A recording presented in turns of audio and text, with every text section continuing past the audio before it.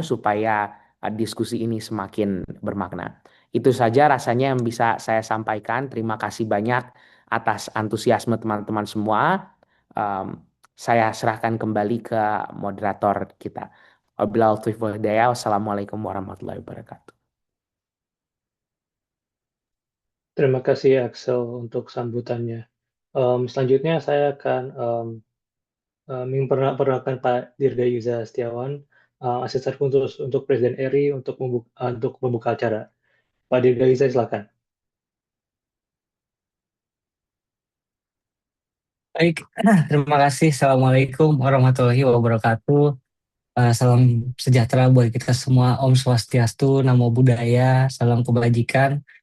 Yang saya hormati dan banggakan, Mas Axel, yang tempo hari Februari kemarin kita sempat ngobrol panjang di Washington, di sideline pertemuan Bapak Presiden kita dengan Presiden Trump terkait dengan Board of Peace dan juga penandatanganan Agreement on Reciprocal Trade. Mungkin ada sebagian dari teman-teman yang juga ikut.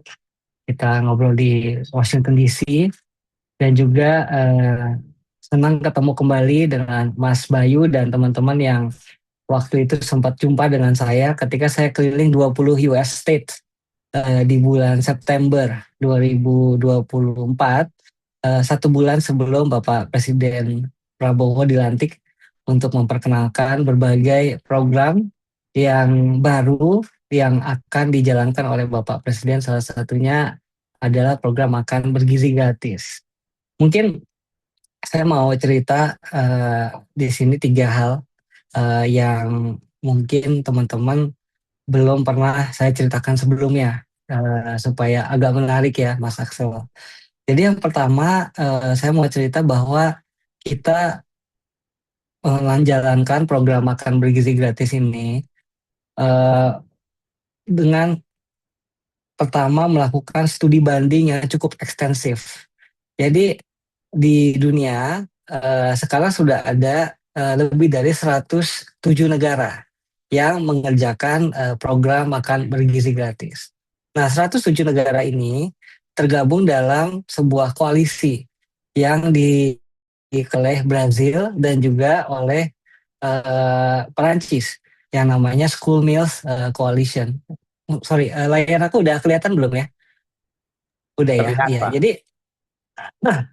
Jadi di sini di School Meals Coalition ada 107 negara yang menjalankan sebuah program yang namanya makan bergizi gratis. Apakah itu hanya di sekolah atau school meals atau itu juga termasuk di 1.000 hari pertama HPK. 1.000 hari pertama yaitu untuk ibu hamil, ibu menyusui dan juga balita. Nah, di website ini namanya schoolmealscoalition.org, teman-teman bisa mempelajari semua best practice yang ada di program ini di seluruh dunia. Nah, kami sebelum menjalankan program MBG, kita mulai di bulan Januari 2024. Januari 2024 itu jauh sebelum Bapak Presiden dilantik sebagai Presiden di bulan Oktober. Nah, dari situ kita mengumpulkan pengalaman pilot project kita di 2024 di sebuah link yang namanya Linktree garis miring IFSR, Indonesia Food Security Review. Ini adalah think tank yang membantu kita untuk melakukan pertama piloting, yang kedua evaluasi secara berkala dari program MBG. Nah, di sini misalkan teman-teman bisa lihat ada dokumenter singkat tentang program yang kita uji cobakan di bulan Januari sampai dengan Desember 2024. Jadi sebelum programnya ini secara resmi launching di bulan Januari 2025. Nah, jadi ini teman-teman bisa lihat ini dari harian Kompas yang buat dokumenterinya 2 tahun yang lalu ya di bulan di tengah-tengah tahun 2024 seingat saya. Nah, jadi lalu berikutnya saya mau share juga ke teman-teman bahwa salah satu yang saya kerjakan waktu di September 2024 adalah keliling ke beberapa sekolah di Amerika. dan melihat bagaimana MBG dijalankan di Amerika. Nah, ini sangat menarik ya teman-teman, karena di Amerika school meals dijalankan oleh USDA, US Department of Agriculture. Mereka memiliki namanya direktur nutrisi yang menjalankan school meals di Amerika. Dan di Amerika mereka menjalankan multi-layered program. Jadi untuk pemerintah federal itu ada the basic programnya yang applicable untuk semua, tapi setiap negara bagian dan kota itu bisa membuat programnya sendiri. Jadi misalkan di Illinois, terutama di kota Chicago, mereka makannya itu pagi, siang, dan sore 3 kali sehari. Karena memang programnya dari Chicago seperti itu.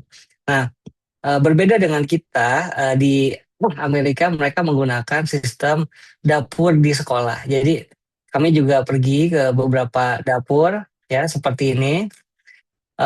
Ini di East Lansing.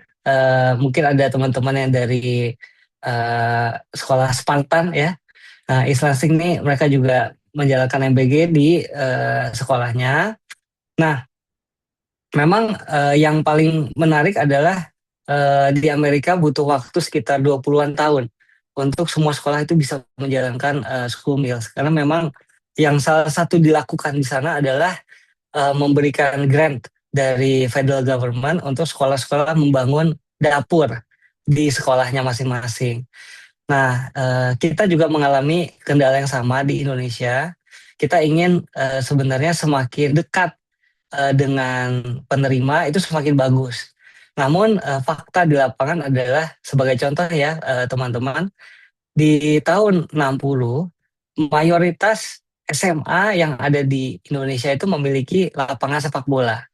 Tapi di tahun 2025 hanya 2% dari SMA di Indonesia punya lapangan sepak bola. Kenapa? Karena populasi kita bertambah sangat signifikan. Jadi sebelumnya pertumbuhan penduduk kita sekitar 1,5 juta setahun, sekarang kita udah 4 juta setahun, dan itu mengakibatkan banyak sekolah kita mengorbankan green space mereka untuk dijadikan gedung. Nah, dari semua sekolah kita yang punya kantin aja hanya 2% dari 400.000 sekolah. Hanya 2%. Yang punya kantin artinya bisa makan, belum tentu bisa masak di sekolah. Jadi oleh karena itu kita menggunakan metodenya Central Kitchen untuk program MBG kita. Central Kitchen ini mengantarkan makanan setiap hari ke sekolah-sekolah dan juga ke ibu hamil, ibu menyusui, dan balita. Untuk sekolah-sekolah yang memungkinkan, kita sekarang sudah mulai metodenya prasmanan. Jadi ketika di sekolah makanannya tetap masih hangat karena disajikan di sekolah. Nah, saya mau berbagi 2 hal lagi, mungkin yang menjadi kan saya bisa diundang oleh Pak Axel yang sangat kritis dan inovatif, itu adalah buku ini. Jadi saya menulis sebuah buku namanya Rasa Bayangkara Nusantara. Kebetulan kerja bareng dengan Wakapolri, Prof. Dedi, kita keliling ke 80 dapur di seluruh Indonesia menjadi dapur percontohan. Nah, yang teman-teman perlu ketahui adalah dalam mendesain program MBG, kita ingin sebisa mungkin local supply chain. Local supply chain. Jadi kita inginnya menu-menu ini menyesuaikan dengan apa yang ada di daerah masing-masing.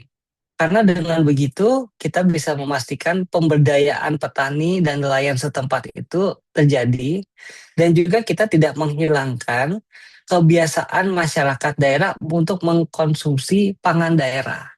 Jadi di sini teman-teman bisa melihat ada menu Sumatera, menu Kalimantan, menu Sulawesi, Maluku, Papua. Misalkan contoh di Papua dan Maluku Utara, mungkin teman-teman tidak melihat terlalu banyak nasi di situ.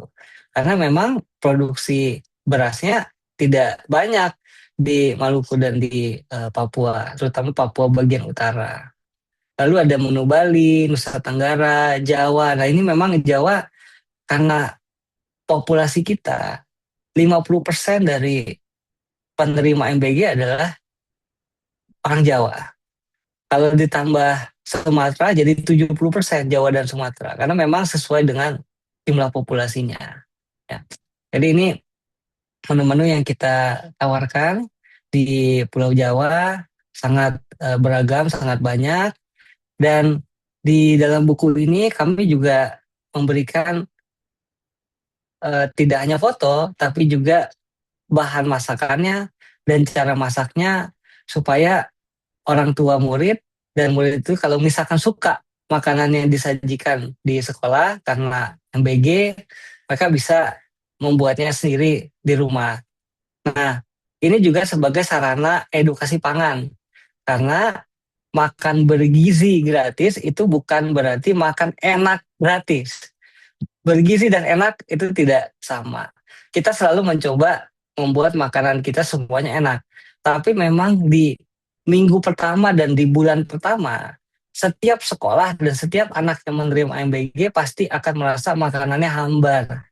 Karena kita bersaing dengan makanan-makanan seperti cilok, seperti eh, kerupuk dikasih saus yang begitu banyak, terus ada lidi. Aku nggak tahu kalau Axel kayaknya nggak ngalami, anak elit Axel soalnya.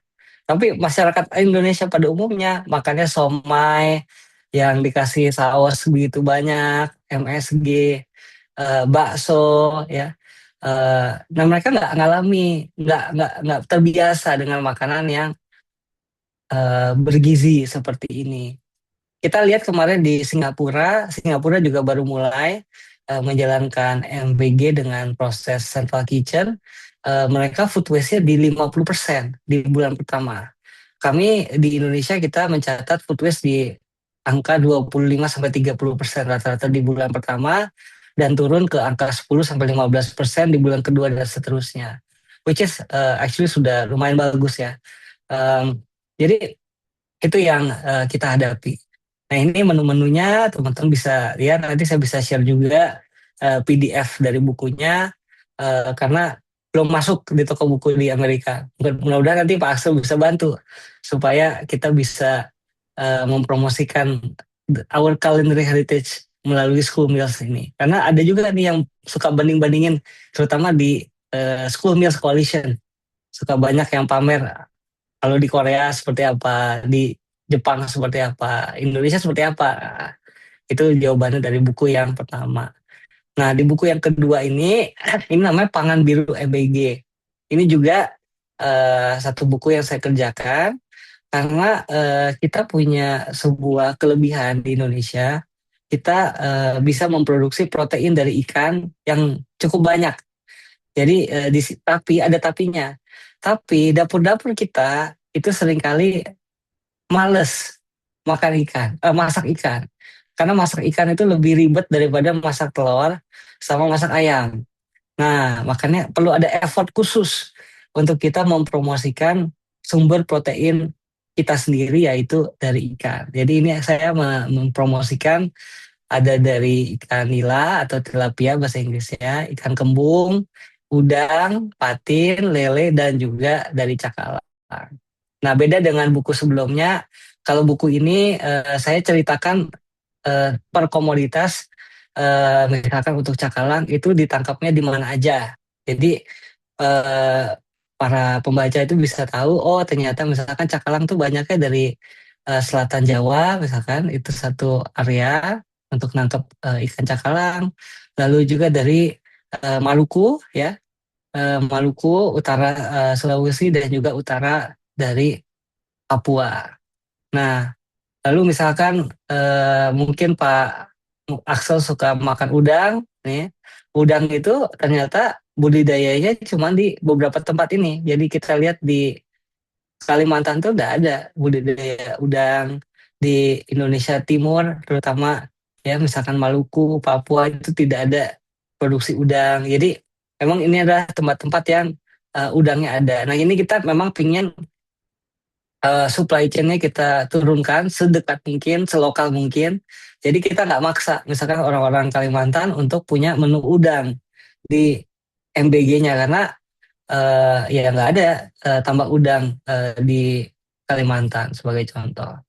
Terus misalkan untuk patin dan lele juga sama, cukup menarik ya buat teman-teman. Ternyata orang yang suka makan lele itu orang Jawa sama orang Sumatera aja. Orang Kalimantan, Sulawesi, Papua itu udah ada sama sekali produksi lele di daerahnya. Bahkan orang Banten pun nggak produksi lele itu cukup menarik bagi saya. Sama juga patin juga ceritanya mirip. Mungkin itu sebagai introduction dari saya. Saya mau lebih banyak tanya jawab. Saya kembalikan ke Pak Moderator, Pak Bayu, silakan.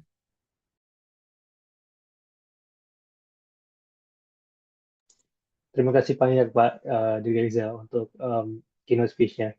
Sangat informatif. Saya sendiri malah belajar banyak tentang kayak bedanya variasi menu MBG di Indonesia dan juga tentang sumber protein. Saya kan apalagi ikan kan di Indonesia ikannya baik, tapi kan seperti Pak Dirgaiza bilang, mungkin belum semua dapur siap untuk menggunakan ikan dalam menunya. Oke, terima kasih banyak Pak. Kita bisa mulai dengan narasumber kita. Kita akan mulai dengan Mbak Nabila. Mbak Nabila adalah narasumber kita dan akan berbicara dalam perspektif nutrisi dalam MBG. Beliau dulu dapat master's degree dari Ohio State University, di mana beliau adalah Fulbright Scholar. Mbak Nabila, silahkan. Ya, terima kasih Mas Bayu. Selamat pagi. Assalamualaikum warahmatullahi wabarakatuh. Terima kasih tadi informasi dari Pak Dirga juga ya. Itu sebuah informasi yang cukup baru juga. Ternyata, oh ada buku-buku kompilasi seperti itu. Dan menurut saya itu akan sangat-sangat membantu ya untuk mengetahui resource yang ada. Kemudian juga opsi-opsi menu gitu ya. Dan tadi bukunya sih sangat bagus gitu. Nah, ini mungkin saya mau sedikit sharing aja gitu ya dari perspektif saya sebagai seorang dietitian gitu ya, yang memang fokusnya nanti akan lebih banyak menilai gitu bagaimana dari sisi gizinya itu sendiri untuk mencapai tujuan-tujuan dari MBG gitu ya, dari BGN dan juga bagaimana beberapa praktik yang sering kita lihat mungkin dari sharing-sharing masyarakat kita gitu. Nah, oke. Ya. Nah, yang pertama memang tadi sudah sempat disinggung juga oleh Pak Dirga ya. Jadi memang tujuan dari program ini adalah salah satunya yang di-highlight oleh BGN di sini untuk memberikan meningkatkan status gizi menjadi status gizi yang baik bagi setiap individu sebagai bahan untuk basis gitu ya, memiliki status kesehatan dan juga kecerdasan yang lebih baik. Selain itu juga tadi menargetkan 1000 HPK gitu ya, 1000 hari pertama kehidupan. Jadi sejak kehamilan, kemudian selama menyusui, dan juga ketika usianya sampai umur 5 tahun. Dan bahkan juga MBG menargetkan juga pada usia sekolah sampai usia SMA. Dan di sini tujuannya untuk mengoptimalkan perkembangan otak dan fisiknya. Nah, kalau dilihat dari secara sudut pandang seorang dietitian ya, semua ini tujuannya memang sangat baik, dan tapi di sini ada satu kunci yang memang harus dipastikan untuk bisa mewujudkan tujuan tersebut adalah dengan memberikan gizi yang cukup gitu. Ini adalah satu hal yang paling kunci yang ingin saya highlight di sini. Nah, ada memang beberapa zat gizi yang sudah kita ketahui dia memiliki fungsi yang penting untuk mencegah stunting gitu maupun juga untuk membantu perkembangan dari fungsi kognitif pada usia awal-awal gitu ya, karena itu adalah golden age. Nah, di sini termasuk ada karbohidrat, protein gitu ya, dan juga lemak. Nah, lemak ini tapi kadang agak tricky juga gitu ya. Jadi pemilihannya itu memang bukan lemak yang jenuh, tapi lemak yang healthy gitu ya. Jadi lebih banyak kandungan omega 3 dan omega 6-nya. Dan sebenarnya tadi sangat bagus kalau misalnya dari info-info yang sudah dibuat di buku yang tadi Pak Dirka sudah tunjukkan terkait dengan produksi ikan gitu ya, seafood. Nah, itu memang sebenarnya menjadi salah satu sumber yang baik untuk omega 3 dan omega 6-nya. Nah, kalau memang dari hasil yang sudah disurvei itu bisa benar-benar diterapkan oleh masing-masing SPBG, itu sebenarnya akan sangat-sangat baik untuk membantu terutama healthy fats ini sangat bagus untuk brain growth gitu. Nah, selain dari makronutriensnya juga ada dari zat gizi mikronya termasuk vitamin, mineral yang semuanya ini juga sangat penting untuk membantu pertumbuhan gitu ya, terutama untuk pembelahan sel, kemudian nanti untuk membentuk jaringan-jaringan baru, dan juga yang kadang agak dilupakan gitu ya oleh masyarakat Indonesia itu adalah konsumsi fibers gitu ya atau serat. Nah, ini karena memang lately studies itu lebih banyak menunjukkan bahwa ternyata kesehatan yang ada di usus kita gitu ya banyak kaitannya dengan kesehatan atau perkembangan di otak kita juga karena di situ ada saluran syaraf yang menghubungkan antara usus kita dengan otak kita. Itu dan salah satu yang sangat penting untuk our gut health adalah cukup mengonsumsi fibers yang ini bisa sangat mudah ditemukan dari sayuran dan buah gitu. Nah, kemudian untuk mengetahui apakah zat gizinya cukup atau tidak, itu kita pertama bisa lihat dari secara kualitasnya gitu ya. Kalau kita lihat dari dua menu ini, jadi ini ada pemberian MBG berupa makanan yang basah gitu ya, dan ada makanan yang kering gitu, atau yang fresh dengan yang kering. Nah, yang kering ini di sini contohnya adalah untuk ibu hamil dan menyusui, dan yang kering ini diberikan dalam kurun waktu 1 minggu, jadi diberikan dalam jumlah yang cukup banyak. Kalau kita lihat secara sekilas gitu ya di sini, ya karbohidratnya, proteinnya, segalanya itu sudah ada di sini gitu. Tapi kita lihat juga bagaimana dengan kualitasnya. Misalnya contoh di sini ada yang memberikan keju slice gitu ya. Nah di sini mostly keju yang ada di Indonesia itu ya itu adalah proses cheese gitu. Berbeda dengan keju-keju yang memang dia itu difermentasi yang memang source-nya itu mainly dari susu gitu. Nah keju-keju yang proses seperti ini gitu ya, instead of memberikan healthy fats, dia justru cenderung tinggi saturated fats-nya, yang mana itu juga tidak sehat gitu. Dan kalau misalnya mau mencari protein di dalam keju olahan seperti ini juga itu cenderung rendah gitu. Jadi itu adalah sesuatu yang perlu kita perhatikan juga. Nah, selain dari kualitasnya gitu ya, juga dari kuantitasnya. Karena tadi sangat penting memastikan itu cukup gitu. Nah, Indonesia itu sudah punya namanya angka kecukupan gizi. Nah, ini merepresentasikan kebutuhan gizi harian untuk seluruh populasi Indonesia. Itu sudah diambil gitu ya, dihitung berdasarkan kebutuhan gitu ya. Nah, ini bisa menjadi panduan bagi setiap SPPG untuk menentukan porsi makannya. Jadi misalnya untuk anak usia SD gitu ya, misalnya usianya 6 sampai 12 tahun. Ini ada kelompok usianya sendiri-sendiri. Kemudian untuk yang SMA itu berapa, untuk ibu hamil menyusui itu sendiri-sendiri dan harus dipastikan memang cukup. Nah, kemudian yang ada di AKG ini adalah kebutuhan harian, gitu ya. Sedangkan kebutuhan harian itu dipenuhi dari biasanya orang Indonesia makan 3 kali sehari, kemudian kadang juga masih ada snacks-nya. Nah, kalau kita asumsikan misalnya MBG itu memberikan 1 kali makan saja, yaitu pada misalnya waktu makan pagi. Nah, asumsinya MBG mungkin bisa memberikan sekitar 25-30% dari kebutuhan gizi hariannya. Nah, ini saya coba melihat ya. Jadi di sini ada SPPG yang cukup bagus gitu ya. Dia sudah memberikan analisis terkait seberapa banyak kalori atau energi gitu ya, kemudian protein, lemak, dan karbohidrat yang dia sajikan dalam satu piring ini. Nah, saya cuma pengen coba cross-check aja gitu ya dengan estimasi. Dan ternyata dari hasil perhitungan saya dengan apa yang disajikan oleh SPPG ini memang cenderung kurang lebih serupa, mirip gitu ya, jadi kurang lebih sudah sama. Nah, dengan asumsi tadi, MBG itu bisa memberikan 25% dari kebutuhan hariannya, kalau dibandingkan memang ini sudah memenuhi dari kebutuhan targetnya gitu. Nah, kemudian ini ada menjadi sebuah contoh yang memang sudah bagus gitu ya, jadi kita bisa melihat bagaimana zat gizinya terpenuhi dan kualitasnya di sini juga cukup baik. Nah, sedangkan ini ada contoh yang kedua gitu, jadi ada mungkin kondisi di mana SPPG-nya itu belum mampu untuk memberikan makanan fresh tiap hari, kemudian memilih untuk memberikan makanan kering. Nah, kemudian kalau kita lihat di sini secara nilai gizinya, ketika saya hitung, kemudian saya bagi menjadi 7 hari, karena ini mingguan, ternyata ini baru memenuhi 1/3 dari kebutuhan yang seharusnya diberikan dari porsi MBG. Nah, ini menjadi sesuatu yang sangat perlu untuk dimonitoring dan dievaluasi bagaimana kaitannya untuk bisa memenuhi. Karena kalau tidak terpenuhi ya lagi-lagi untuk cita-cita besar kita tadi untuk status gizinya baik, kognisinya baik itu tidak bisa tercapai.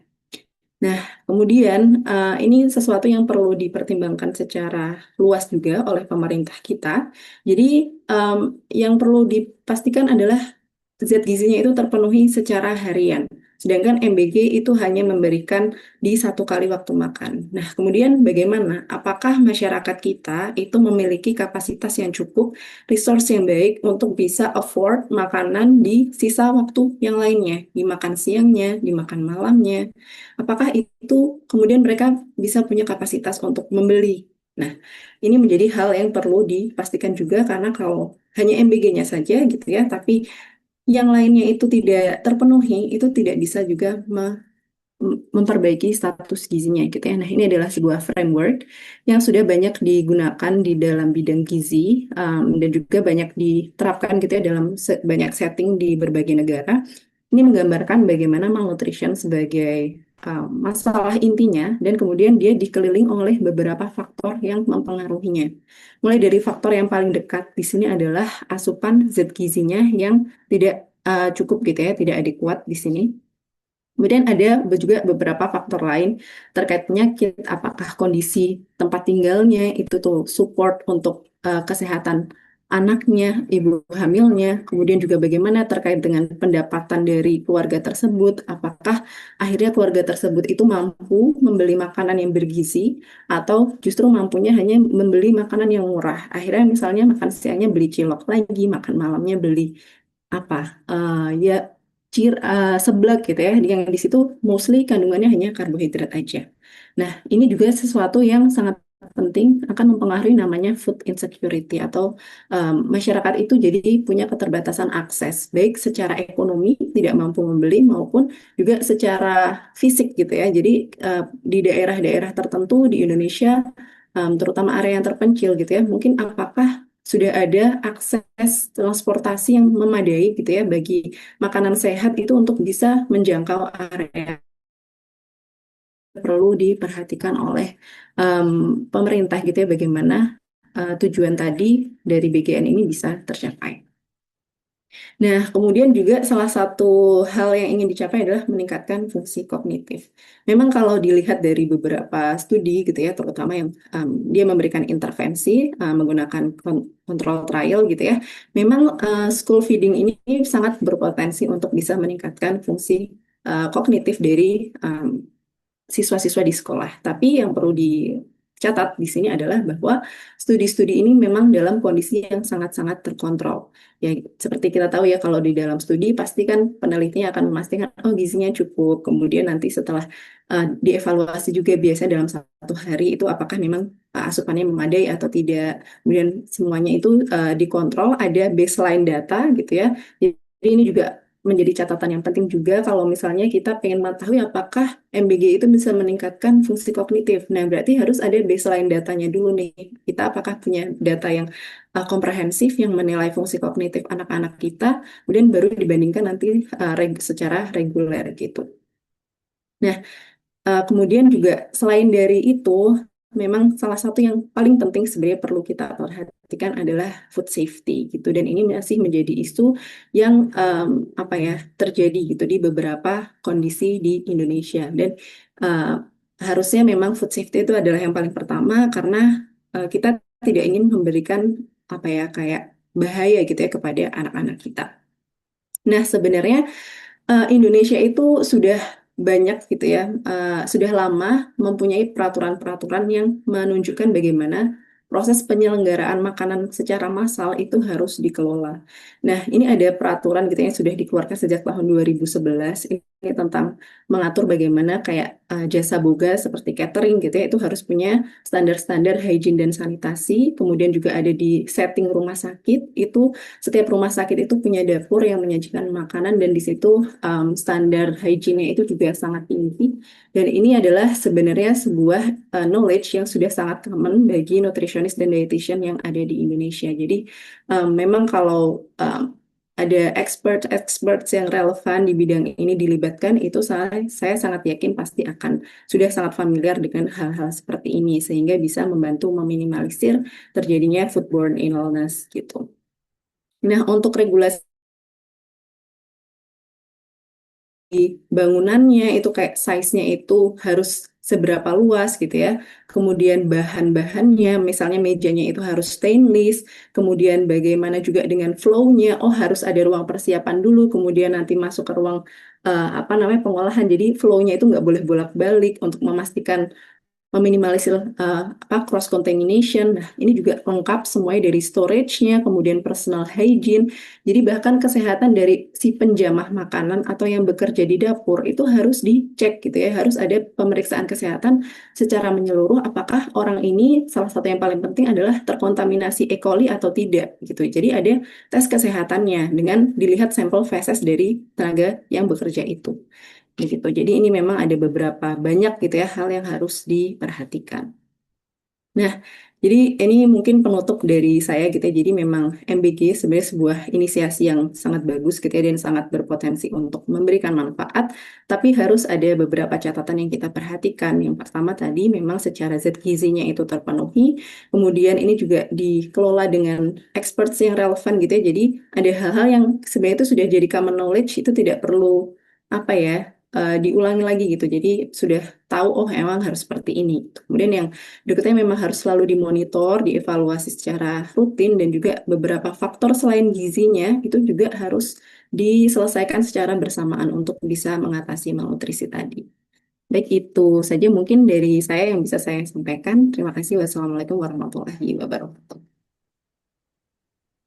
Terima kasih Mbak Nabila. Insight-nya sangat berharga dan sangat informatif karena kita kayak semua dari sini sekarang jadi lebih tahu lebih banyak, lebih kayak what goes on behind the scenes di belakang SPPG, di standar yang perlu diikuti dan lain sebagainya. Next up kita hadir Mas Faiz yang akan presentasi dari sisi policy kebijakan public policy. Beliau sekarang adalah MPAID candidate di Harvard University dan silakan Mas Faiz. Terima kasih Mas Bayu. Saya izin untuk sharing screen. Oke, mungkin sudah kelihatan belum ya? Apa masih loading? Iya, udah kelihatan. Udah ya, oke. Selamat malam dan pagi untuk teman-teman semua. Salam sejahtera. Semoga semua kita dalam keadaan sehat, bugar dan aman sentosa. Malam ini saya diberikan kesempatan oleh teman-teman Permias untuk sharing sedikit view dan pandangan saya terkait dengan program pemerintah yang sangat luar biasa dan banyak diperbincangkan tentunya karena coverage-nya yang masif dan juga mungkin setelah sekian lama menjadi flagship program yang cakupannya sangat sangat luas di sejarah kebijakan publik Indonesia.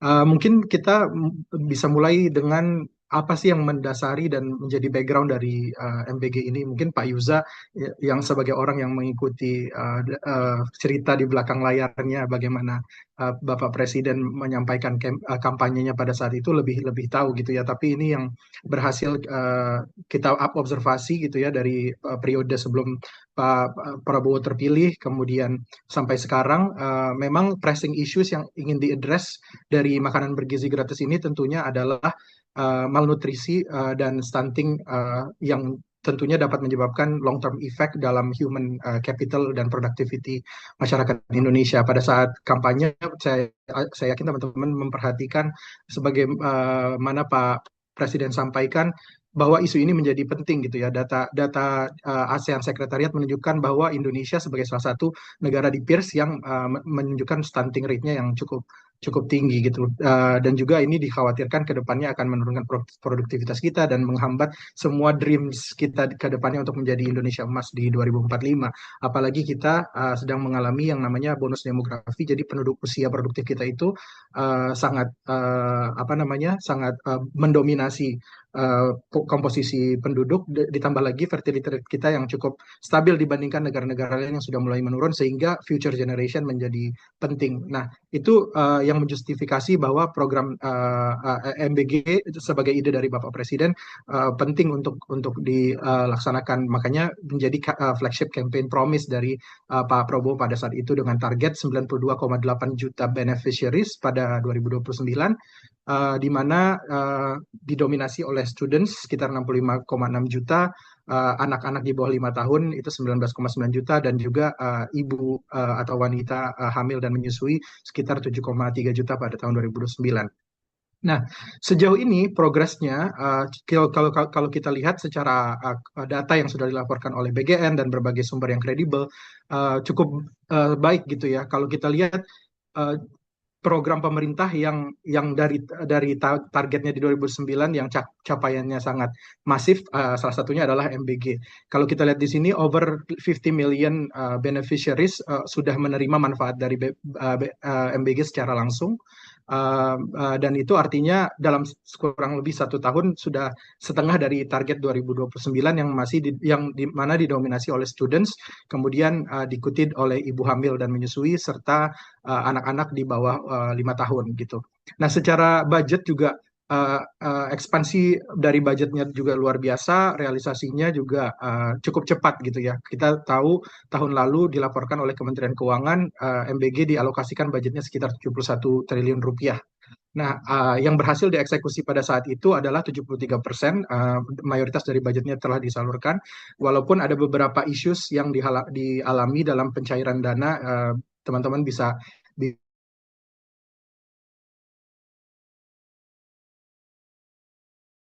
dari anggaran. Nah, kemudian kita lihat juga laporan dari BGN, jumlah SPPG atau central kitchen tadi yang sempat kita diskusikan itu juga meningkat dari Januari di sekitar 19.000 menjadi 26.500, sekitar 37% dalam 3 bulan. Artinya ini menunjukkan keseriusan pemerintah dalam memperluas cakupan dari program MBG, diikuti dengan penciptaan lapangan kerja sebanyak 754.000 pada Desember akhir tahun lalu, meningkat menjadi 789.000. Nah, sebagai program baru tentunya ada hal-hal yang perlu kita cermati dari program MBG gitu, karena tidak semua program bisa menjadi cup of tea semua orang, namun yang perlu kita lakukan adalah kita harus continuous improvement dalam melaksanakan implementasi kebijakan agar mencapai hasil yang maksimal. Nah, saya mencoba melihat sebenarnya apa sih yang menjadi concern di lapangan dan di masyarakat dengan menggunakan proxy media, outlet media, dengan melakukan scraping news di media internasional dan di media nasional. Kita lihat sentimen yang pressing dan cukup perlu dikhawatirkan tuh apa saja gitu ya. Jadi kita lihat di sini, kita coba berikan skor 1 sampai 10 dengan beberapa komponen weight, dan yang teman-teman bisa lihat di sini ada 11 isu utama yang mungkin menjadi pressing, seperti salah satunya tadi disebutkan oleh Mbak Nabila, ada food safety dan mass poisoning, walaupun kita lihat angkanya juga terus membaik, menurun. Kemudian juga salah satunya adalah fiscal sustainability, kemudian ada education budget cannibalization, dan juga regional disparity. Nah, dari semua isu ini karena keterbatasan waktu dan expertise saya akan fokus kepada economic impact dan policy lens-nya. Nah, pertama mungkin kita melihat dari sisi budget gitu ya. Memang kita tahu Indonesia bergerak dalam budget negara yang defisit sebagai negara berkembang yang masih membutuhkan dorongan dari konsumsi pemerintah melalui fiscal budget. Itu tentunya pembangunan dengan fiscal deficit itu normal gitu. Namun kita tentunya harus melihat bahwa di dalam ekonomi itu ada namanya budget constraint. Jadi kalau kita punya objective function, kita harus mengoptimize objektif kita di dalam constraint yang kita punya. Nah, ini yang sekarang dilakukan oleh pemerintah. Kalau kita lihat di 2026, tadi di 2025 budget yang dialokasikan adalah 71 triliun, dengan komitmen MBG yang semakin masif, ditargetkan tahun ini budgetnya adalah sekitar 335 triliun, yang dananya itu dialokasikan dari budget pendidikan gitu ya, mostly dari budget pendidikan. Teman-teman bisa lihat di sini, budget pendidikan di luar MBG itu sekitar 423 triliun, sedangkan kalau kita include MBG itu ditambah dengan 335 triliun. Jadi sekitar 758 triliun. Nah, ada juga beberapa pos anggaran yang diambil dari health budget, yaitu kalau kita lihat di sini sekitar 25 triliun, yang sebelah sini.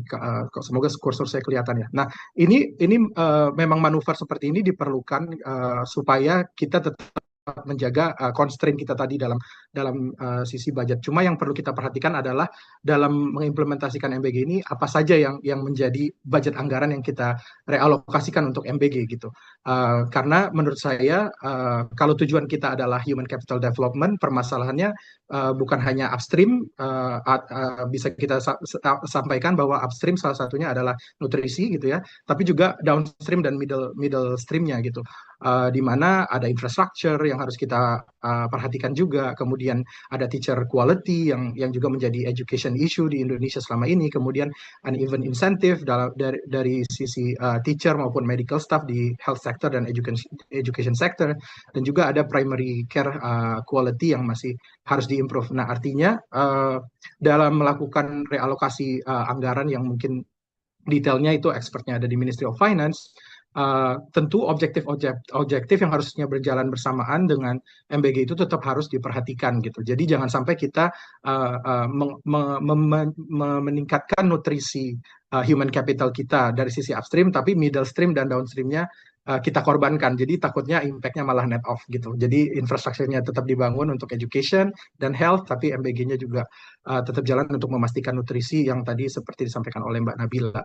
Nah, kemudian isu kedua yang juga menjadi salah satu perbincangan publik dari hasil scrapping kita itu adalah fiscal deficit. Jadi untuk teman-teman yang mungkin awam, anggaran pemerintah itu terdiri dari penerimaan belanja dan penerimaan dikurang belanja itu sama dengan surplus atau defisit. Nah, biasanya negara berkembang itu hasilnya defisit karena kita masih harus menggenjot pertumbuhan. Nah, defisitnya itu akan dibiayai oleh hutang. Nah, negara kita itu berdasarkan undang-undang keuangan itu ada limit budget deficit gitu ya, sebesar 3% dari GDP. Kenapa kita limit? Supaya kemampuan kita untuk membayar hutang itu tetap sehat, dan sehingga ke depannya, tahun-tahun ke depannya, kita tetap bisa melakukan pembangunan yang berkelanjutan, karena kita akan masih dipercayai oleh investor untuk diberikan hutang dalam melakukan pembangunan tadi. Nah, pada tahun 2025, kita mencatatkan defisit fiskal di 2,9%. Nah, ini yang mungkin publik juga cukup khawatir, apakah di tahun 2026 fiscal deficit ini akan dikendorkan sehingga lebih dari 3%. Nah, kemudian kalau kita lihat ini juga yang menjadi concern dari lembaga rating internasional gitu ya, karena mereka sangat concern dengan outlook, di mana beberapa asesmen menunjukkan kalau MBG tidak merupakan realokasi dari anggaran tapi menambah anggaran, itu akan dapat bridge fiscal deficit ke level 3,3 sampai 3,6% dari GDP, sehingga akan menyebabkan kemampuan bayar utang kita itu menurun gitu. Nah, untungnya beberapa waktu lalu Pak Prabowo sudah meyakinkan gitu ya, memberikan komitmen di publik bahwa kita akan tetap menjaga defisit unless ada krisis yang atau extraordinary condition yang membutuhkan defisit itu untuk direlaksasi gitu, seperti pada saat COVID. Kalau teman-teman lihat data di sini 2020 itu kita COVID 6,1% dan 4,6% 2020 dan 2021 respectively angka defisit fiskalnya. Tapi itu pada saat itu semua negara melakukan hal ini bersamaan, sehingga kondisi ini diwajarkan gitu ya dari pemberi kredit dan lembaga rating dunia. Nah, untuk itu ditambah lagi sekarang juga kondisi dari global itu juga cukup tidak ramah, di mana teman-teman tahu harga minyak dunia sedang meningkat, kemudian konflik geopolitik yang berkepanjangan ini menyebabkan ketidakpastian, dan negara-negara berkembang cenderung dipandang lebih beresiko dari lembaga rating gitu, sehingga sebenarnya yang menjadi concern publik itu harus tetap dilihat gitu ya, bahwa harus kita yakinkan bahwa fiscal defisitnya akan dijaga sehingga kemampuan bayar hutang kita juga akan terus oke, dan fiskal kita juga akan berkelanjutan untuk membiayai seluruh program-program pemerintah yang sifatnya produktif dan dapat berkontribusi untuk pembangunan human capital.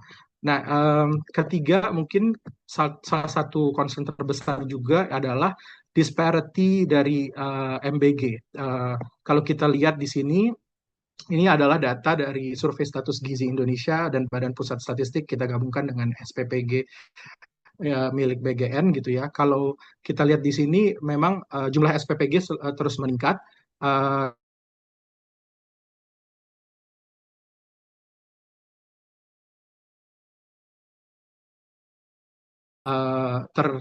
terakomodasi dengan cukup baik gitu ya. Jadi kalau kita lihat terutama untuk area Indonesia Timur, kalau teman-teman lihat di kuadran kanan atas, itu adalah daerah-daerah yang poverty rate-nya tinggi dan stunting rate-nya tinggi, namun SPPG distribution-nya per million population itu masih kecil. Nah, ya, ini yang menjadi mungkin next step dari MBG gitu ya, prioritize area-area yang memang membutuhkan, karena tujuan utama kita adalah untuk alleviating stunting dan juga poverty. Nah, mungkin salah satu korelasi yang saya juga melihat cukup menarik di sini adalah hubungan positif dari garis putus-putus itu artinya hubungan positif antara poverty dan stunting juga, teman-teman. Logically ini bukan causality, tapi it's just a correlation, dan ini make sense gitu. Daerah-daerah yang lebih miskin mungkin stunting rate-nya akan lebih tinggi. Nah, ini membuat saya berpikir apakah solusinya tidak hanya kita memberikan ikan, tapi kita juga memberikan pancingnya gitu. Jadi supaya poverty rate-nya juga bisa improve, sehingga stunting rate juga akan lebih akseleratif improvement-nya ke depan gitu. Jadi kita juga bisa belajar dari program-program kita di masa lalu, bahwa kita juga sempat punya pilot school feeding program di tahun 91-92 yang kemudian menjadi nationwide di tahun 98 sampai dengan 2002. Dan juga terakhir kita mungkin punya program gizi anak sekolah di tahun 2016. Mungkin key takeaways yang bisa kita highlight dari sini, pelajaran untuk MBG adalah yang pertama, sebagai negara berkembang mungkin budget atau source of financing kita cukup fragile pada saat terjadinya krisis itu di global. Jadi kayak tahun 98 kita stop program national school feeding-nya, karena kita lebih memprioritaskan recovery program untuk ekonomi dan juga pembangunan, sehingga ada beberapa yang harus di-sacrifice. Nah, kemudian kalau kita lihat pilot project atau targeted project itu lebih successful dilakukan dalam program school feeding ini di masa lalu, karena mungkin coordination antara terutama setelah desentralisasi, karena coordination antara central government dan local government menjadi lebih terfokus, kemudian local community juga terempower. Dan kalau kita lihat dari Progas terutama yang terakhir itu, kalau kita lihat better milk quality dan evidence untuk nutrisi yang improve tuh ada, namun ketika di scale up ke national coverage mungkin itu akan menjadi challenging. Nah, mungkin ini sedikit perspektif yang bisa kita bahas bersama-sama untuk tujuannya supaya policy kita ke depan semakin baik dan diskusinya menjadi konstruktif. Dengan constraint yang kita punya, kalau kita mau mengoptimalkan objective function kita, mungkin kita harus prioritize tadi high poverty dan high stunting region dulu gitu, daripada kita universal expansion langsung kalau memang constraint budgetnya ada. Tapi kalau kita punya budget, tentu kita bisa memaximize per rupiah yang kita spend untuk human capital return yang lebih baik dengan coverage yang lebih luas. Nah, tentunya dengan targeted atau priority tadi, kita juga bisa maintain fiscal deficit kita. Jadi kita tahu budget allocation-nya harus di mana, kemudian bagaimana supaya kita tetap menjaga disiplin fiskal di bawah 3% defisit tadi. Dan saya rasa juga dengan prioritas prioritas area dengan area yang high poverty dan high stunting rate, itu juga bisa memperbaiki coordination antara central government dan local government seperti yang kita lakukan pada masa lalu. Dan mungkin yang terakhir, clear short term dan long term metrics juga mungkin perlu dilakukan. Misalnya untuk short term mungkin kita akan sulit itu, karena bentuknya kan kita investment human capital di long term gitu ya untuk mengukurnya. Tapi mungkin yang bisa kita lakukan adalah operational measurement di lapangan, misalnya delivery time yang on time, atau percentage poisoning case yang semakin turun, atau semacamnya gitu. Jadi ini yang membuat publik juga menjadi terukur gitu ketika melihat capaian-capaian dari MBG, dan bisa yakin baik dari sisi publik maupun investor maupun kreditor itu juga bisa yakin bahwa program kita itu berjalan sesuai dengan yang kita harapkan, dan tentunya transparansi dari matriks tersebut juga menjadi penting. Mungkin singkat aja seperti pesan Pak Yuza, kita banyak diskusi. Saya serahkan lagi ke Mas Bayu mungkin. Oke, terima kasih banyak Mas Faiz, presentasinya. Sangat informatif dan Mungkin, sorry Pak Faiz, ini Pak Bayu dan ya, Nabila silakan. tadi banyak kasih informasi. Saya boleh tanggapin belum sebelum kita diskusi nih? Saya Oh ya, tidak expect boleh Mas. tadi presentasinya Pak Bayu begitu panjang dan komprehensif, demikian juga Mbak Nabila. Boleh ya? Jadi Boleh Pak Yuza. teman-teman, saya mau share beberapa hal. Boleh saya mau screen sharing, Pak Bayu perlu stop dulu. Saya terima kasih tadi dari Mbak Nabila dan Mas Bayu banyak kasih informasi yang sangat menarik. Saya mau berbagi beberapa tanggapan. Yang pertama, saya mau share bahwa kita sekarang telah menjalankan, sorry, ini kelihatan layar saya? Kelihatan Pak. Kelihatan Pak. Ya, oke. Jadi kita menjalankan namanya Center of Excellence untuk MBG bersama dengan UNICEF dan juga dengan Institut Pertanian Bogor. Nah, di Center of Excellence ini kita melakukan evaluasi berkala terus-menerus atas berbagai kebijakan kita, terutama petunjuk teknis bagaimana kita melakukan MBG.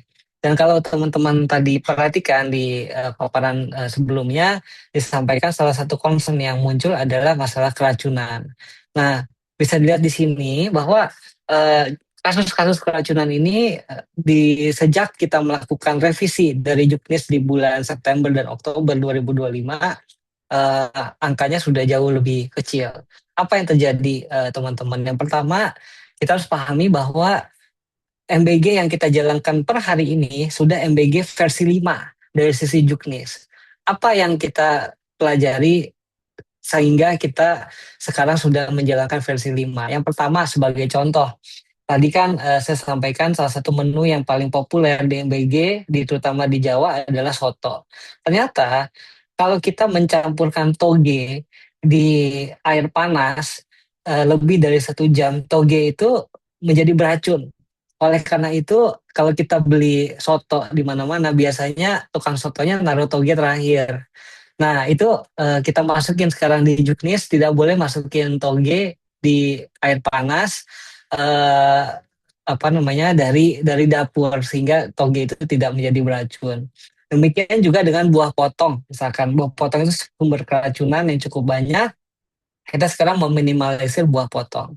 Tadi menanggapi apa yang disampaikan Mbak Nabila juga, masalah kandungan gizi, kita juga sekarang sudah mencoret pemberian makanan kering dalam program MBG. Itu tidak boleh lagi ke depannya, di tahun depan udah nggak ada lagi makanan kering, walaupun itu di bulan puasa, karena susah untuk menemukan produk-produk yang memang kandungan gizinya tepat, karena banyak sekali produk di Indonesia, misalkan masyarakat tahunya itu keju, ternyata isinya bukan keju, atau susu tapi ternyata isinya bukan susu, atau campuran susunya sangat kecil dan lain sebagainya.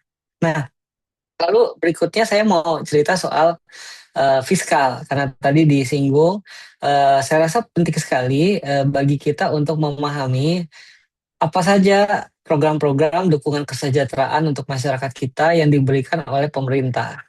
Jadi MBG adalah salah satu dari beberapa program ini. Jadi ini kalau ini angka per bulan, per tahun, ini saya mau kasih lihat angka per bulannya.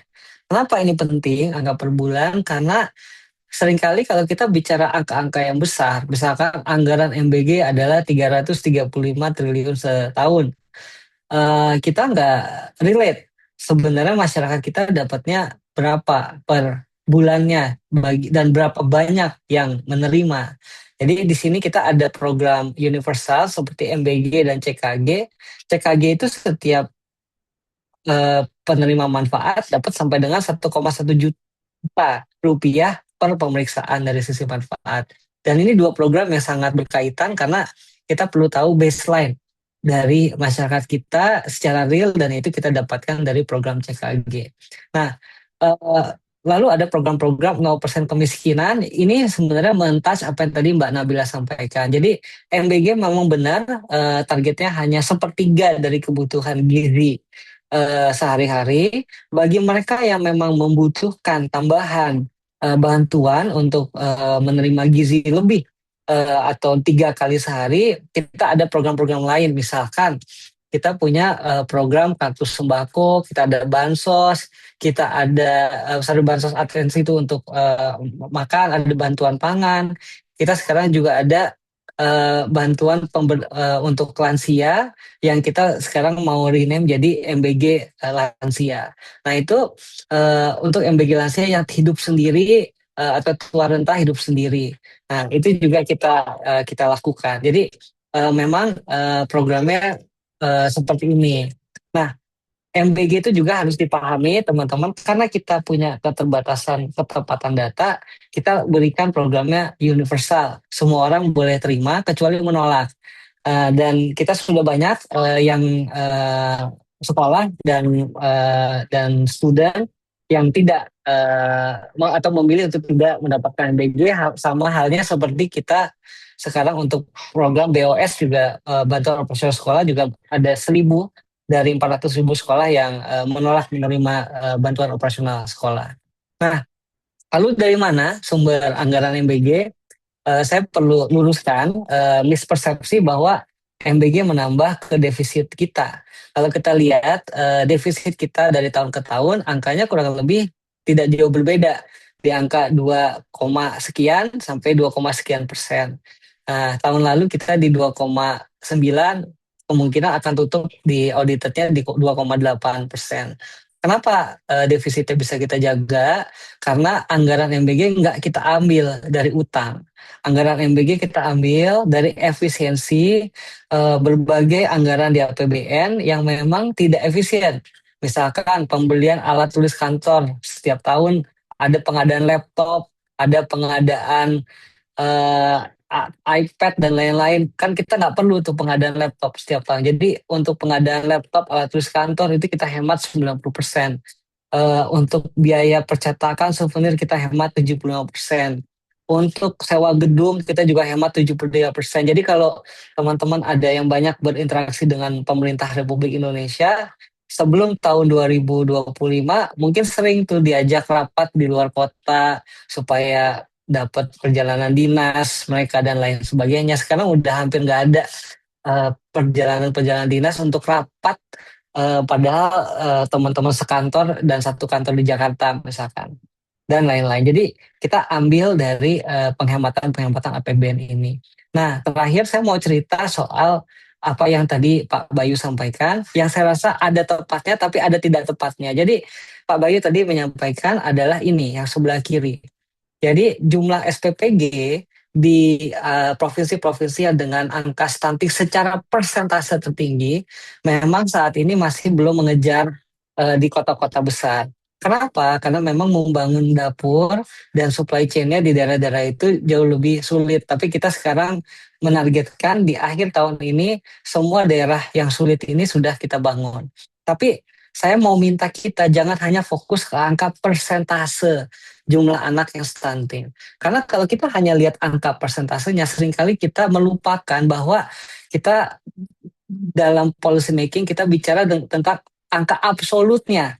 Angka absolutnya ternyata walaupun Jawa Barat ada di 10 provinsi dengan angka stunting terendah, tapi jumlah anak yang stunting di Jawa Barat adalah tertinggi di Indonesia. Jadi ingat tadi, walaupun Jawa Barat adalah 10 provinsi dengan angka stunting terendah, tapi secara absolut anak yang stunting paling banyak adanya di Jawa Barat, diikuti Jawa Timur, diikuti Jawa Tengah, dan diikuti Sumatera Utara dan Banten. Jadi ini yang menjadi PR kita, teman-teman, dan jangan kita terjebak dalam sebuah cocok logi untuk membuat kesimpulan bahwa pemerintah misalkan salah menafsirkan data dan tidak mengerti data, akhirnya membuat prioritisasi yang keliru. Tapi kita harus melihat secara holistik tadi, jangan hanya persentase tapi juga secara total seperti apa. Mungkin itu. Sorry bukan Bayu teh, Faiz, Pak Faiz. Makasih. Kayaknya waktunya udah habis ya. Gimana ini, Pak Axel? Hanya harus kita lanjutkan di Jakarta ini. Harus kita, Pak. Perlu juga kita informasikan sekarang di Georgetown sudah ada buku pangan biru MBG. Dan sekarang mulai di KBRI dan di Wisma Indonesia di Washington DC, kita mulai memasak dari buku resep itu. Sekarang di Georgetown ada 2 koleksi baru dari Pak Dirga, Pangan Biru MBG dan Prabowo Apa Adanya. Bisa Oh, dilanjut, mungkin Mas Bayu kita 1 atau 2 pertanyaan boleh dari bertanya, Mas Axel? Ya, boleh silahkan. Oh iya. Mbak Julieta Mungkin silakan. saya tujukan pertanyaannya ke Pak Yuja ya. Saya mencoba menilai program MBG ini dari pengalaman pribadi gitu ya. Karena 2 anak saya saat ini sekolah di public school di US gitu ya. Dan mereka mendapatkan breakfast dan lunch tiap hari di sekolah. Kemudian saya melihat ini sangat-sangat helpful untuk kami orang tua gitu ya. Saya tidak perlu repot untuk masak pagi-pagi untuk sarapan anak-anak. Saya juga ya setiap hari saya hanya menyediakan untuk makan malam mereka, begitu ya. Ya terkhusus karena anak-anak saya nggak pernah keracunan makanan sih di sekolah selama sekolah di sini gitu ya. Itu assurance banget lah untuk orang tua. Nah, yang saya amati kenapa bisa seperti itu ya, tentu kita nggak bisa membandingkan ya, ini masih sangat awal di Indonesia. Tapi saya mengamatinya begini, makanan yang dimasak di sekolah, di tempat anak saya sekolah saat ini, itu di masing-masing sekolah punya lady kitchen namanya. Jadi chefnya ada di sekolah masing-masing. Dan makanan anak-anak dimasak fresh menjelang anak-anak akan memakan, begitu ya. Jadi tidak ada proses transport dengan jumlah yang sangat besar yang menyebabkan makanan ini pun berproses, begitu ya. Maksudnya ada proses yang terlewat. Harusnya kan dari dimasak lalu ke piring anak-anak gitu ya. Nah, yang saya amati yang terjadi di Indonesia adalah dia melewati proses transportasi gitu ya, dan sesuatu yang sebenarnya harusnya bisa dihindari begitu ya. Eh, jadi anak-anak Kayaknya itu, tadi ikutnya nggak dari awal ya Mbak Juliarta ya. Jadi kita oh iya, mohon jelaskan maaf, lagi saya ya. baru Ya, dapat oke. infonya gitu Pak. Eh, jadi saya hanya mau berbagi cerita sih Pak, tentang kondisi di sini. Kemudian yang kedua adalah menu anak-anak untuk bulan berikutnya diberikan kepada orang tua gitu. Jadi kita tahu apa yang dimakan anak-anak tiap hari di sekolah. Begitu ya. Kemudian per 3 bulan disurvei, Pak. Dan kita orang tua diminta untuk menanyakan feedback ke anak-anak. Review anak-anak terhadap makanan yang mereka makan di sekolah. Karena Sorry, menurut mohon saya, maaf nih moderator, mohon maaf Bu. Sudah saya tadi komitmennya kan sampai jam 9 waktu Indonesia Barat ya Pak Axel. Aku sebentar oke. lagi harus jalan.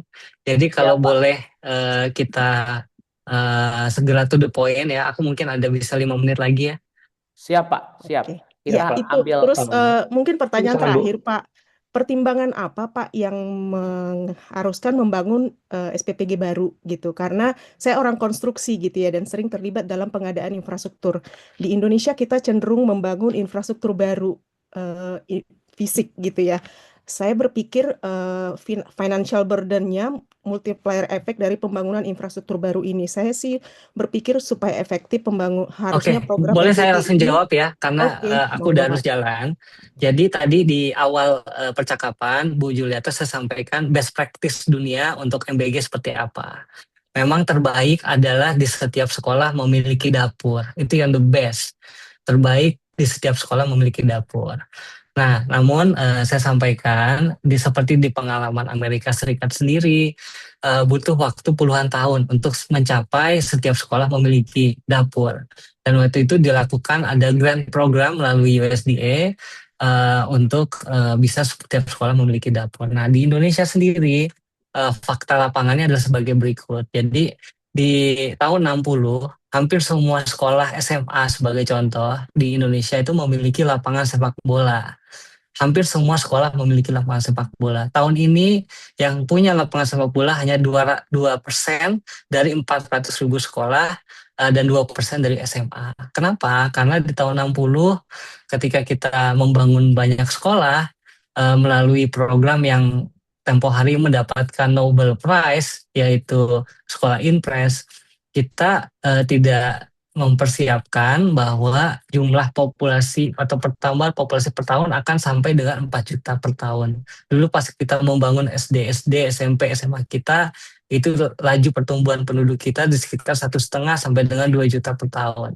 Dan ini mengakibatkan eh, penurunan ruang hijau di semua sekolah kita.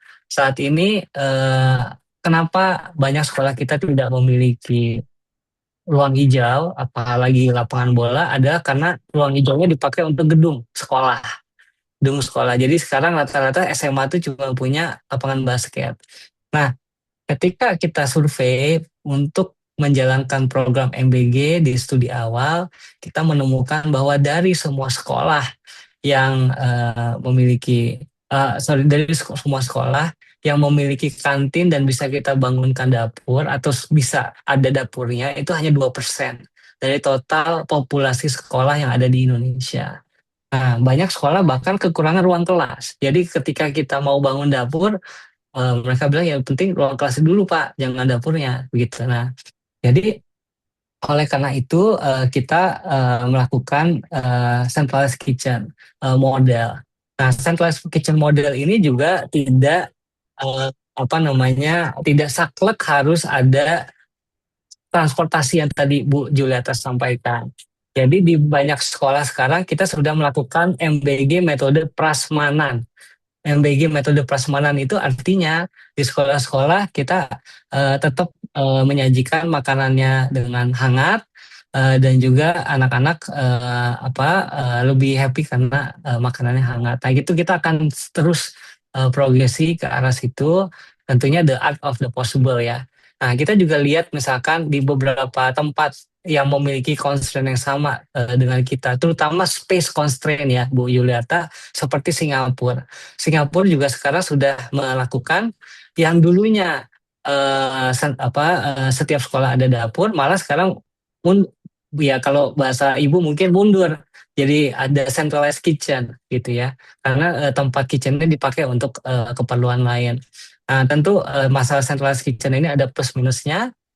Kami di pemerintah tentu tidak tinggal diam. Tempo hari ada beberapa dapur yang kita temukan mulai memasak itu di luar UKNIS. Jadi kami memperhatikan bahwa kalau kita masak di sebelum jam 2 pagi sebagai contoh, itu makanan tidak akan fresh ketika sampai di sekolah. Nah, dapur-dapur itu kita sudah berikan SP1, SP2, bahkan ada beberapa yang sudah kita tutup karena kita harus pastikan makanannya tetap fresh untuk sampai di sekolah. Untuk tadi ada chat, berarti ada rencana untuk mengalihkan dapur MBG ke sekolah-sekolah masing-masing. Ibu bisa lihat di IG kalau berkenan ada IG-nya namanya @menu_mbg. Nah, di @menu_mbg ini kita showcase dapur-dapur yang terbaik lah ya, dan setiap hari kita upload ada 5 sampai 10 yang kita menjadikan showcase nasional, dan sebagian udah mulai mendorong ke keprasmanan tadi untuk yang sudah memiliki dapur di sekolah, terutama di Indonesia itu banyaknya pesantren Bu Juliata. Jadi pesantren-pesantren ini yang sudah memiliki dapur di premisnya masing-masing itu mereka tetap melanjutkan apa yang mereka sudah lakukan. Namun jika mereka menerima MBG, mereka harus memberikan makanan sesuai dengan standar nutrisi yang ditentukan oleh BGN, dan jika mereka memberikan standar nutrisi yang ditentukan BGN, maka mereka mendapatkan bantuan pemerintah seperti halnya setiap dapur yang sekarang menjalankan program MBG mendapatkan bantuan pemerintah. Mungkin itu saya mohon maaf Pak Axel, makasih banyak waktunya ini. Ya, mungkin kalau mau dilanjut diskusinya silakan. Aku harus undur diri dulu. Siap, terima kasih banyak Pak Dirga atas waktunya. Semoga lain waktu bisa dipertemukan kembali dengan Permias Nasional. Iya, terima kasih banyak. Terima kasih Pak Axel, Pak Faiz, Pak Bayu, Bu Nabila, Bu Juliarta. Assalamualaikum warahmatullahi wabarakatuh. Waalaikumsalam warahmatullahi wabarakatuh.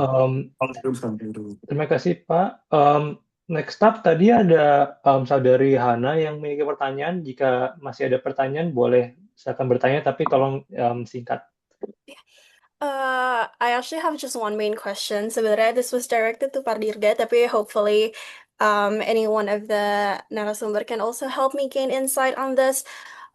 Tadi kan udah banyak banget perspektif, which I really appreciate. Thank you for both of the perspective from either sides. One of my main questions is that there's also a main issue about waste management. I'm wondering whether either of you have any insight in terms of waste management that comes out of this type of universal implementation of it, and also like how you guys suggest in terms of like directing that waste management. Is it to composting, to waste to energy resources? There's a lot of nuances in those issues, so if any of you can give me insight on that would be wonderful.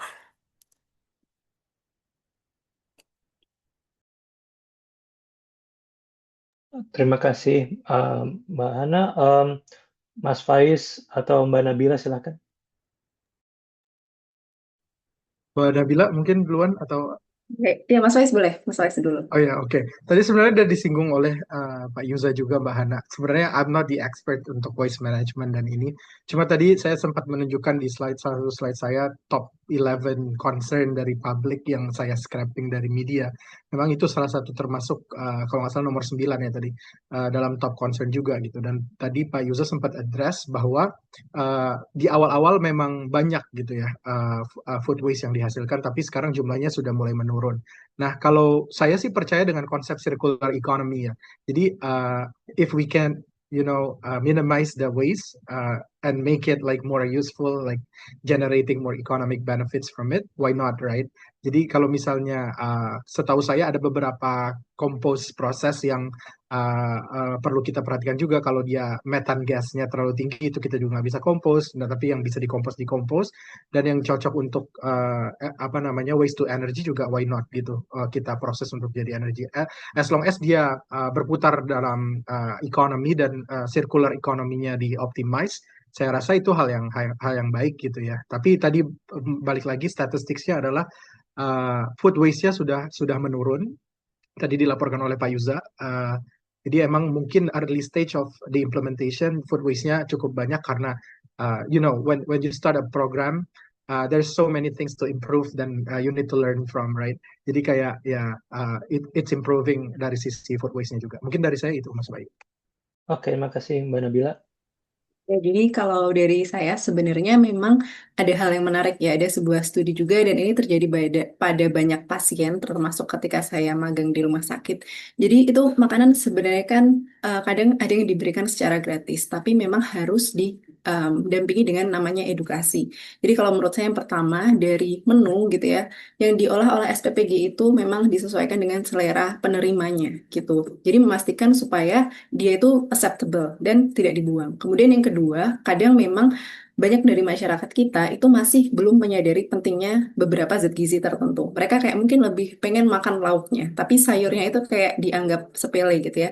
Nah, jadi itu adalah pentingnya edukasi yang berdampingan dengan program ini. Jadi tidak hanya ngasih makanan aja, tapi juga kita tuh perlu meningkatkan awareness dari penerimanya bahwa semua komponen di sini tuh ada manfaatnya. Jadi mereka kayak tidak lagi berorientasi hanya pada aku kan nggak suka, tapi ya ini for your health gitu. Jadi itu yang kedua. Terus yang ketiga sebenarnya ada salah satu pengalaman dari teman saya. Teman saya ada yang bekerja di SPPG dan cukup baik. Itu memang berkolaborasi dengan kayak komunitas masyarakat di sekitar situ untuk melakukan kayak composting gitu. Nah itu salah satu yang apa saya ketahui, tapi saya juga tidak terlalu punya banyak pengetahuan di situ ya bagaimana dengan pengelolaan di tempat-tempat yang lain dan bagaimana untuk kayak prosesnya itu sendiri. Tapi yang bisa saya sampaikan ya itu tadi gitu.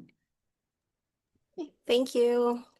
Oke, makasih Mas Faiz, Mbak Nabila. Mungkin untuk pertanyaan terakhir, Mas Gema dari Delaware, silahkan Mas dengan singkat.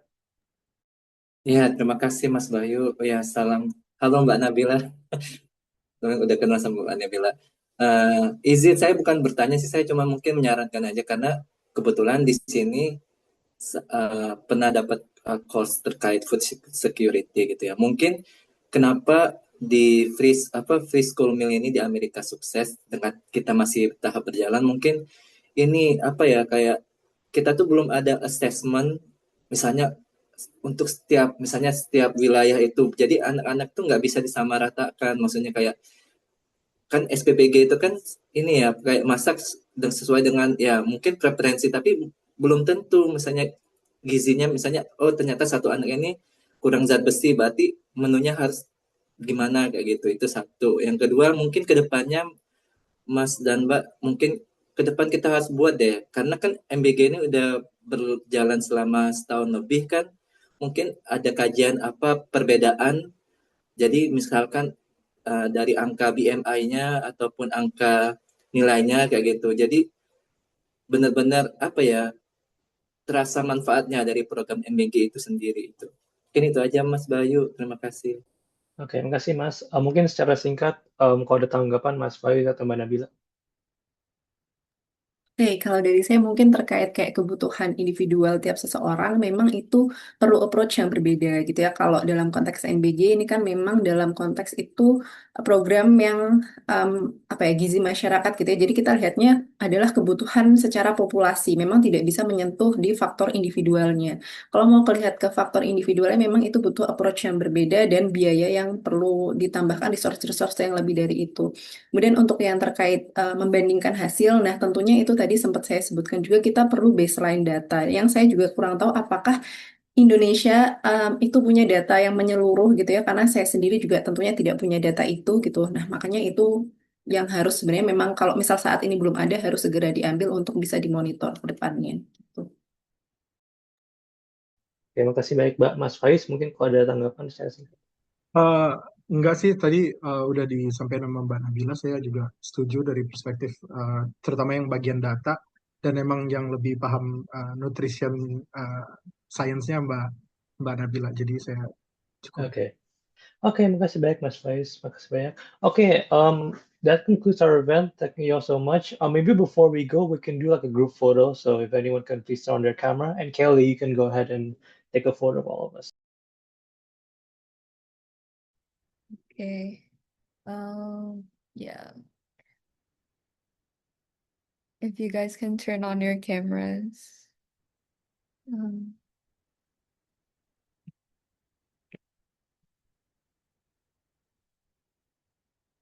Okay.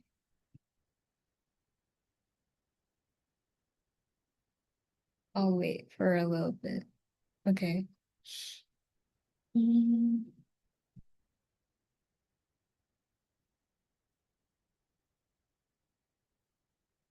Okay.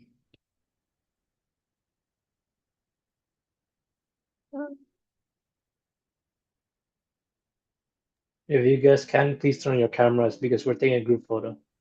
Yes. Okay. I'll take one in 3, wait. Okay. I see some people are opening their cameras. Okay. 1, 2, 3. Okay. Looks good. Okay, thank you also. Okay, that's all. Thank you so much, Kelly. Thank you all so much for coming to this event. This concludes our event. We're really happy you can be here. We're really happy that our speakers are able to impart their knowledge to us. But yeah, terima kasih banyak. Selamat pagi atau selamat malam dimanapun Anda berada, dan sampai jumpa. Thank you Thank semua. you. Thank you. Yeah. Terima kasih semuanya. Selamat malam. Thank you all.